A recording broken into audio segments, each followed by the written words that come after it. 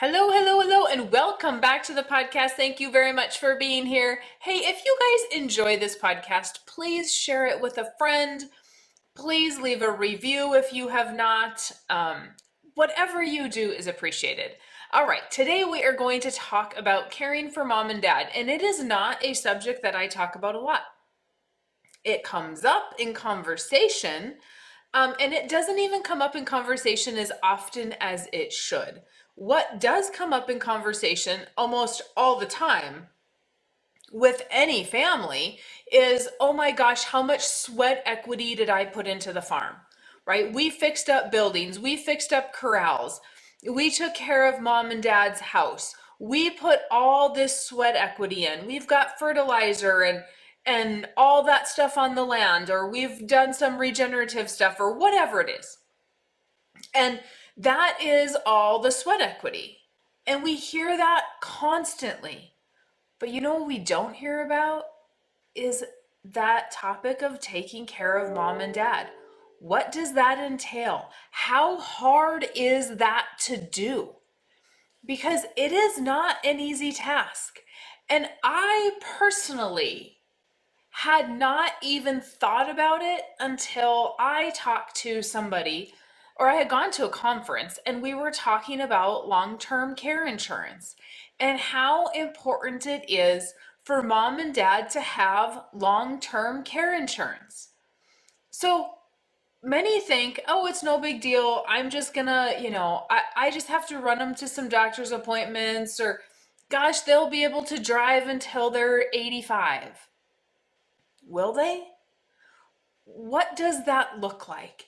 And the lady that was talking, I know personally, and she had to take care of her parents. So let's just talk about some statistics. Most caregivers are the ones that live the closest. Most of those are going to be the daughters. Now, if it is the son, in our case, in this podcast, if you are the son that is home farming with mom and dad, then your wife is the one that is most likely going to be doing the caregiving, the daughter-in-law. This is going to be something that if the daughter is there, she's going to be doing it. But in the case of the lady that I was listening to, her siblings did not live close. She lived the closest. So not only was she taking care of dad, which was fine, right? She can go over, and most people think I'm going to clean house, I'm going to cook them some meals, whatever. It was the emotional side of things that took its toll on her.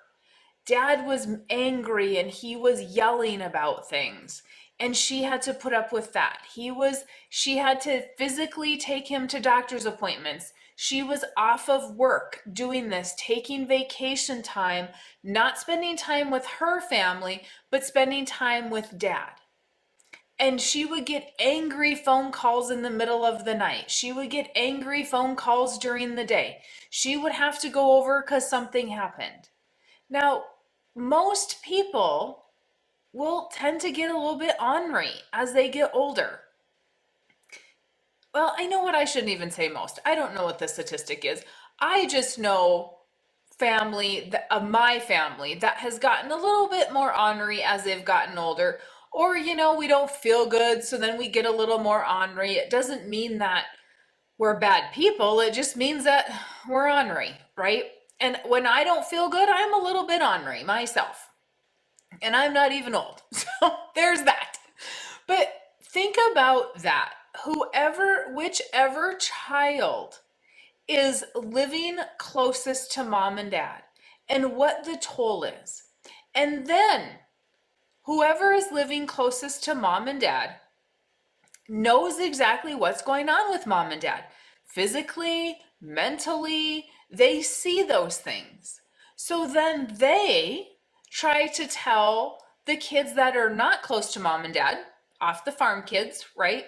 They try to tell them that, oh, dad's maybe slowing down a little bit mentally. Maybe there is some signs of Alzheimer's there. Maybe we need to have somebody come in and do X, Y, and Z. Maybe we have some heart issues. Maybe we have some whatever issues.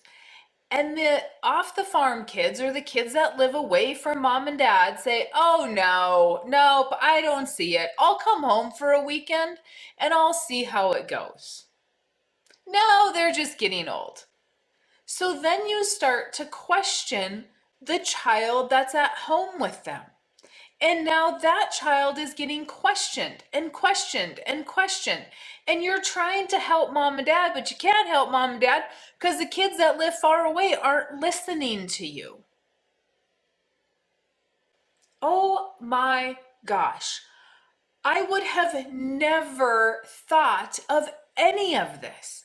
And so I just looked up a few statistics. And this is what I found. I don't know. I'm on homewatchcaregivers.com. I just Googled some stuff and I tried to find the most recent numbers. 13% of family members quit their job to take care of mom and dad. 41% reduce their work hours or change their schedules. So work shift work, whatever. 41%. 21% of caregivers borrow money to provide care.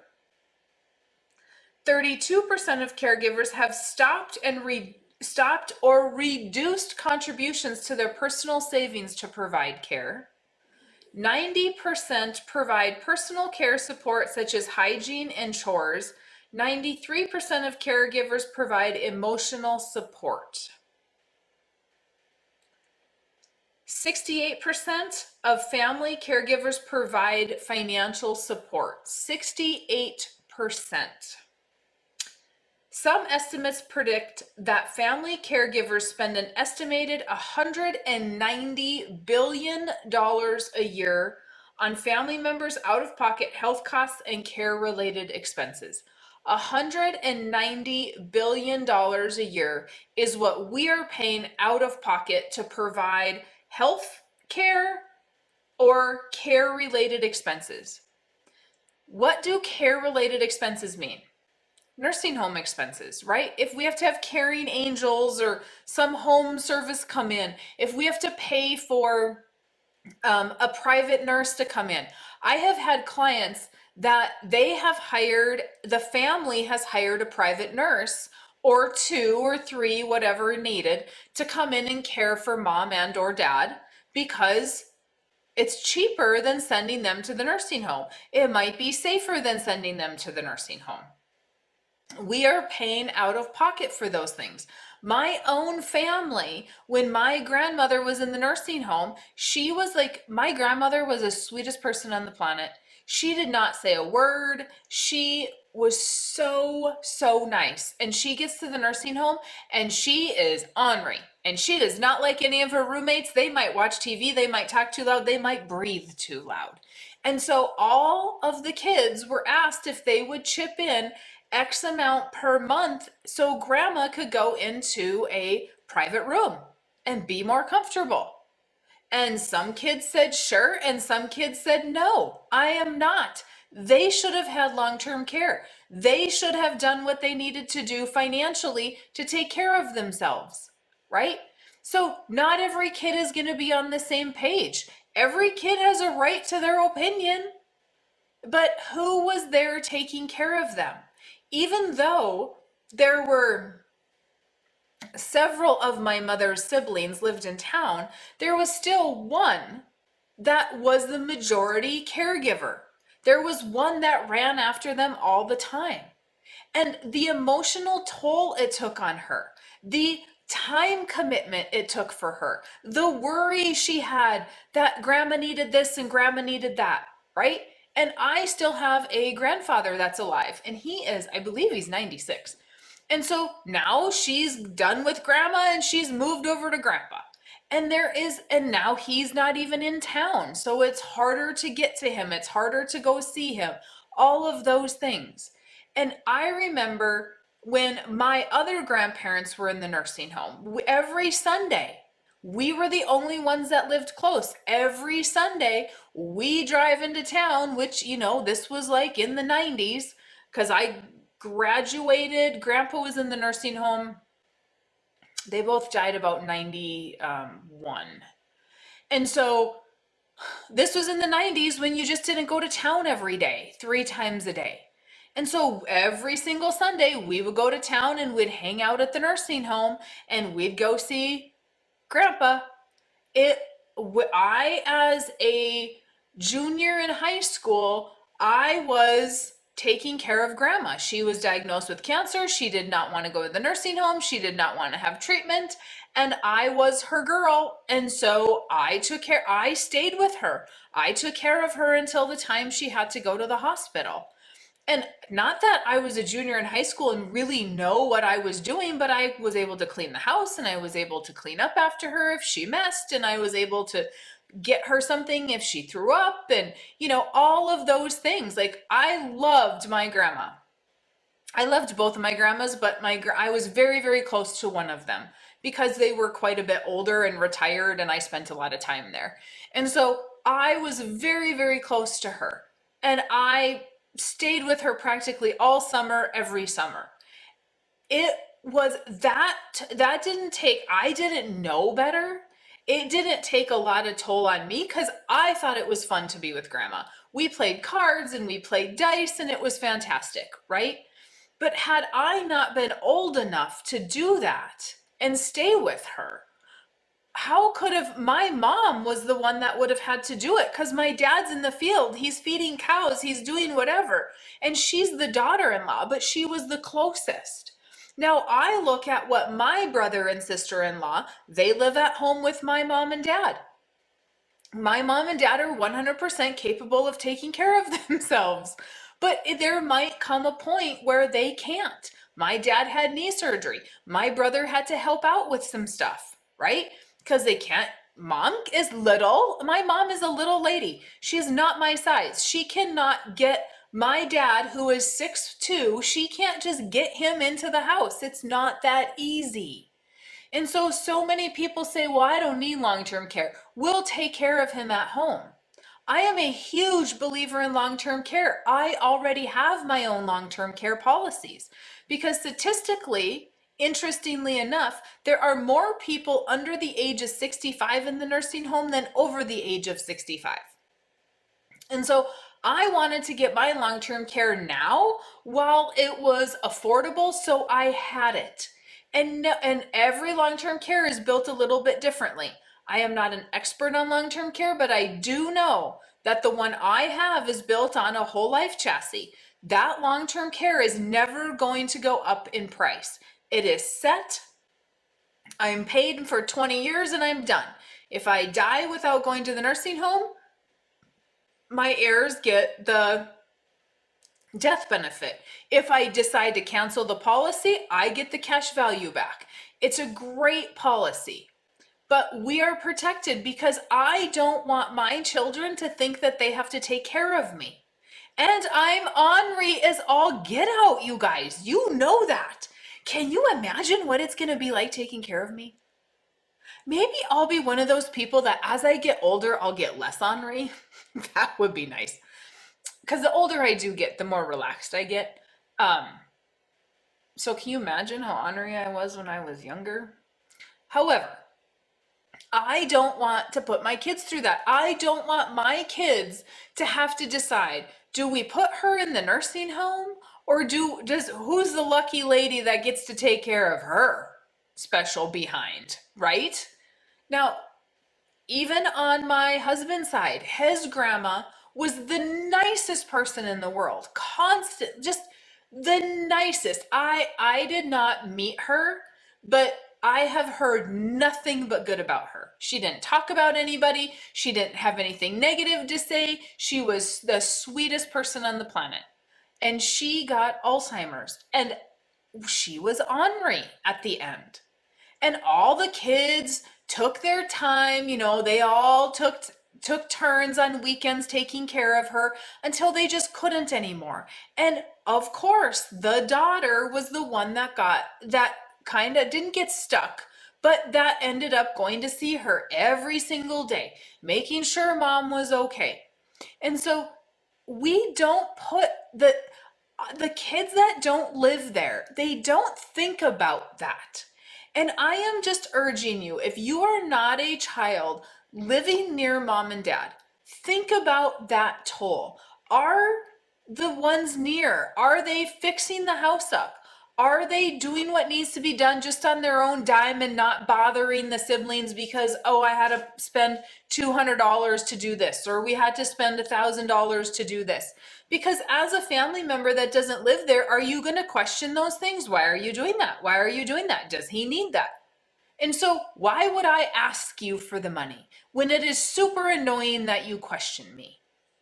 Mom and dad needed that. I'm not going to spend that money unless I need to.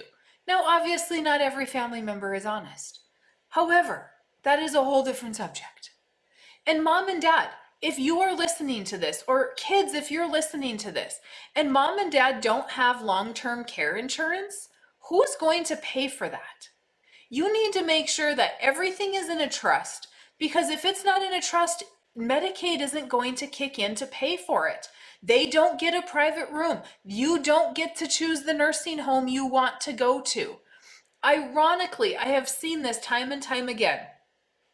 If you have long-term care insurance and you're paying privately for the nursing home, you miraculously, they have a spot that just appears within a couple of days.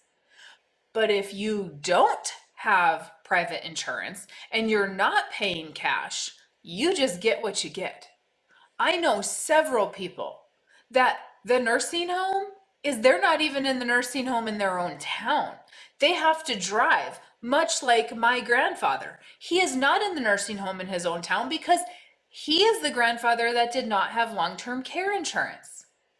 My other grandparents did have long-term care insurance. They were in the nursing home of their choice and they both had private rooms. Thank goodness. It was fantastic going to visit them because we didn't have a roommate sitting in the room. And thank goodness, because my grandfather was a very ornery individual and he would have not done well. He was mad because he swore the nurses were smoking his cigarettes, back in the day when they could probably smoke inside. He was certain they were smoking his cigarettes and he shouldn't have been smoking his own cigarettes. However, nonetheless, that is definitely something that we need to consider when we are talking about what's going to happen with mom and dad. What's going to happen when we buy out the place? Which kid gets what, right? And some parents acknowledge it and say, well, Johnny never came home and Susie was taking care of me, or vice versa. So why would I give them anything? They didn't do anything extra for us. They didn't take care of us. Now, I live an hour and a half away from my parents. It's not that easy for me to just go to the doctor's appointment with them. It's not that easy just to go see them every day, right? It's going to be a whole different experience than what my brother that lives there is going to have to do, what my sister-in-law is going to have to do. Because even though they're not her parents, somebody needs to make sure mom and dad are taken care of if my brother's in the field doing his work. So if you are not a child living at home, you need to think about these things. If you are a child living at home, you need to have this conversation with your siblings. And I'm sorry if it's not going to go well, because a lot of times it doesn't. But the mental, physical, and emotional toll it takes on those kids taking care of mom and dad is huge, huge. And it doesn't end when mom and dad pass away. Think about it. What if we had to make that life-ending decision? What if we were the ones that were there all the time? Now, I remember when I was taking care of my grandma, what she said. She said, Mary Jo, this is what I want for a headstone. This is what I want for a song sung at my funeral. She had it all planned out. She told me everything. It was not that clean when she passed away, and I relayed grandma's wishes. I still know today exactly what they were, right? She had specific things that she wanted. Her favorite song in the whole world was Amazing Grace. We sang it all the time. We both suck at singing. We are terrible. But we had so much fun singing it all the time. And she loved it. That was her favorite song. But it was not sung at her funeral because not every family member liked that song. And so, even though I knew what her wishes were, that doesn't mean that they were granted. Because as a close relative, you get questioned, or somebody has something else in mind, or whatever. At the end of the day, does Amazing Grace really matter? Not necessarily. But it got sung at her prayers. I remember specifically all of it because I was the one taking care of her. I was the one that she talked to all day. I was the one that knew what her wishes were. I knew where her information was in her Bible. She had a Bible. She said, "Mary Jo, here's everything that I want at my funeral. Here's what we want for a headstone." Because my grandfather had just passed 6 months before. And so she had this all planned out. And it just doesn't go that smoothly. And typically it is the child that lives far away or away from mom and dad that start questioning the child that is there, thinking that the child that is there does not know what they're talking about, yet they are the ones that are there all the time. It's basically like saying you don't know your child. If you are a parent and some stranger comes in and says, "Yeah, you don't really know your child. I could raise them better." Could you? Have at it. If you want to quit your job and you want to move back here to take care of mom and dad, then by all means do it. If we have a sibling that is close to home, we need to listen to that sibling. We need to try to help them as much as we can. Because it's just not easy. And we all need to be on the same page. We need to talk about it. I have a friend right now whose husband has early onset dementia. There is no question. He was an engineer, he retired, and he cannot do just simple math. He is having a really hard time on certain days doing certain things. And she asked his brothers to spend some time with him and just see if they notice anything. The brothers say, "Nope, absolutely nothing wrong with him. They are 100% in denial." Did they spend enough time with him? I don't know. She lives with him. She can see when he gets upset because he forgets how to do things. His mother had dementia. It is very scary. Nobody wants to admit these things. But at the end of the day, we have to be realistic. We have to sit down, have conversations, and mom and dad need to have long-term care. Because why wouldn't you? It's expensive. It's $10,000 a day right now to be in a nursing home in North Dakota. That is pretty much basic care. Now you can go to some rural areas and it's a little bit less expensive, probably $8,000, $9,000 a month, but that is basic care. That is not an Alzheimer's unit. That is not a unit where we are bedridden and we can't do absolutely anything. That is more expensive. And so how is that going to get paid for? And can our Medicaid system pay for all of these people in the nursing home? If we don't pay privately, can our government system handle it? I don't think that it can. I'm not judging you if you decide that you want to go the Medicaid route. I frankly don't care. I'm just asking who's paying for it, because it's not free.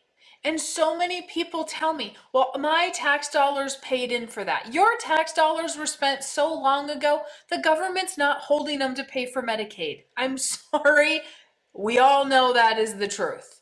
So should we have some long-term care? If you are in your 40s and 50s, should you be looking at long-term care? Absolutely. If you are in your 60s, get out your checkbook because it's going to be expensive. Is it a possibility? Absolutely, but it's going to be expensive. This is not a long-term sales podcast or I'm trying to sell you anything. Just if you need somebody to talk to about long-term care, email me at maryjo@withoutthebank and I will connect you. I am not the specialist. I refer my long-term care out to another colleague who understands long-term care. I have several friends that is all they do is long-term care. Okay. We will work together to help you, but I am not most likely going to be the one that sells it to you.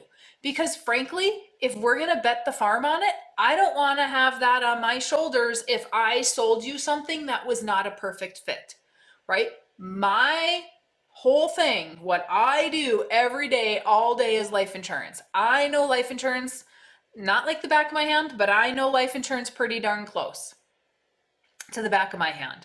And so I will do the same thing with long-term care. You find the expert, we work together and figure out what is the best for you. But I bought mine when I was 45 and I'm done paying at 65. So I just bought it a few years ago and I'm done paying at 65 years old. It is expensive for the next 20 years, but when I'm 65, we don't have to worry about it. I know that I have enough money right now to cover monthly expenses for the nursing home because I'm going to need a private room. Y'all, you know I don't do well with roommate. I mean, I'm Henri. I'm not going to do well with roommates. I didn't do well with roommates in my 20s. I got to have a private room.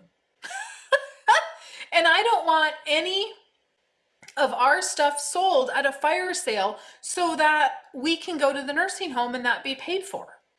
Yes, everything will be in a trust, but that doesn't mean that I'm going to go to the nursing home at perfect timing. Okay, I digress on the nursing home stuff. Give credit to those that are taking care of mom and dad. Recognize the strain emotionally, physically, and mentally, as well as financially, on the kid that is taking care of mom and dad. If you can all figure out how to do it together, that's absolutely fantastic. But the communication has to be open. It is not an easy task. For those of you that are caring for mom and dad, my hat's off to you. I recognize you and I recognize all the time and effort that you are putting in. If you guys have questions on any of this, email me at maryjo@withoutthebank. None of this is in the Farming Without the Bank book, but if you are interested in infinite banking, then please go to farmingwithoutthebank.com, grab the book. Right now, because it is summer, I am not booked out like forever. And I am going to be traveling a lot starting August to December. I'm going to be gone every single month at events, speaking, whatever. So if you are wanting to get on the schedule, get there now. Because when I'm gone for a week, I book up for 2 to 3 weeks. So make sure that you are getting in now. I know it's summer. You can cancel if you need to, but if it rains or you have a day where you can just spare an hour and a half, that's all I need. Get on the schedule now so that we make sure that you get in and you're not having to wait. All right, guys, thanks very much for tuning in. Let me know if there's anything that you want to hear. Otherwise, you have an absolutely fantastic rest of your day.